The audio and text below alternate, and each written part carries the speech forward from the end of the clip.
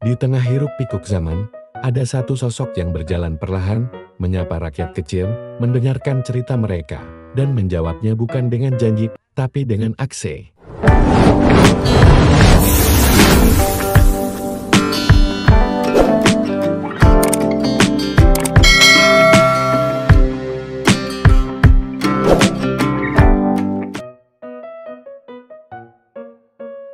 Bongkar tuntas. Siapa sebenarnya remaja yang debat Kadin? Buya Yahya ungkap hal penting ini.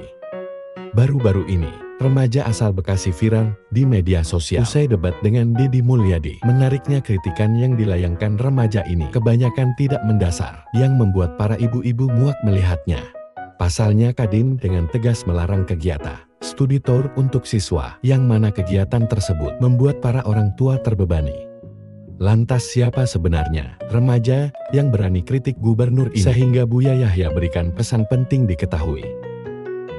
Remaja yang berani kritik Deddy Mulyadi bernama Aura Cinta. Ia merupakan penduduk Bekasi yang ekonominya di bawah garis kemiskinan. Maka dari ia dan keluarganya tinggal di rumah pinggir kali yang Deddy Mulyadi bongkar. Kadin melakukan pembongkaran bangunan liar bertujuan agar Bekasi tidak dilanda banjir seperti yang sebelumnya. Langkah KDM ini dikritik pedas oleh Aura Cinta. Ia menuntut keadilan. Menurutnya Kadin telah berani hancurkan rumah yang berada di pinggir kali Bekasi. Viralnya video tersebut, Kadin pun undang orang Cinta bersama para penduduk lainnya yang rumahnya telah dibongkar. Hal tersebut bertujuan, Kadin ingin bantu dari segi kemanusiaan. Kadin pun berikan uang sejumlah 10 juta tiap korban penggusuran untuk pengganti biaya rumahnya yang dibongkar. Uang tersebut mereka bisa gunakan untuk keperluan kontrakan dan kebutuhan lainnya. Mirisnya ketika Kadin menawarkan bantuan uang terhadap keluarga Aura Cinta, ia nampaknya angkuh dan sombong, seolah-olah ia gengsi dan tidak mau menerima bantuan dari KDM ini. Kadin pun sempat gedek dengan remaja tersebut. Kamu mau tidak? Uang ini saya berikan 10 juta, kalau tidak mau ya sudah saya berikan kepada yang lain, ujar KDM. Ya kalau enggak apa-apa. Masih banyak orang yang perlu. Mewakili ya sih Pak, mewakili gimana? Gak mbak Auranya, perlu nggak kontrak rumah? Kalau buat bantu orang tua, saya perlu cuman, kalau misal pribadi saya nggak. Soalnya Kak, saya di video TikTok itu, saya nggak minta kerahiman cuma Pak. Saya minta keadilan atau kemanusiaan. Ya adilnya gimana? Kalau tanahnya punya orang, diterima juga. Saya nanya mau terima nggak bantuannya? Mau terima nggak? Mau terima perlu nggak sih? Kalau nggak perlu, jangan maksai. Perlu nggak?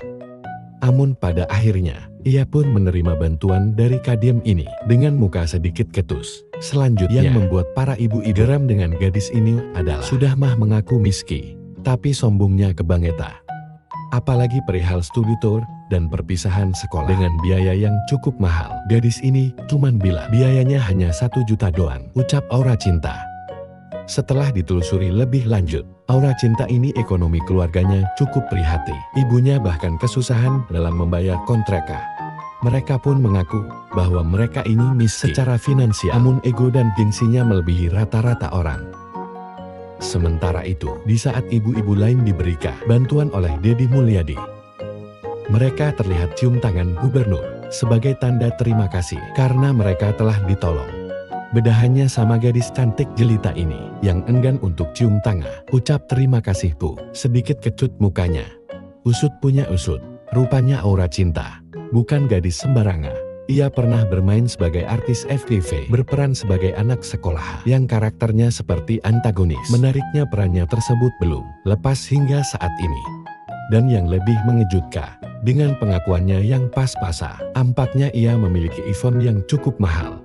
Hal itu pun disorot netizen.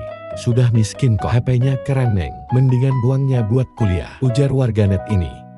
Menarik nih, rupanya Aura Cinta ini brand ambasadornya pinjaman online loh guys. Yang mana kegiatan seperti itu KDM kini gembor-gemborka akan ditutup di Jawa Barat, seperti bank keliling, bank emok rentenir, dan lain sebagainya.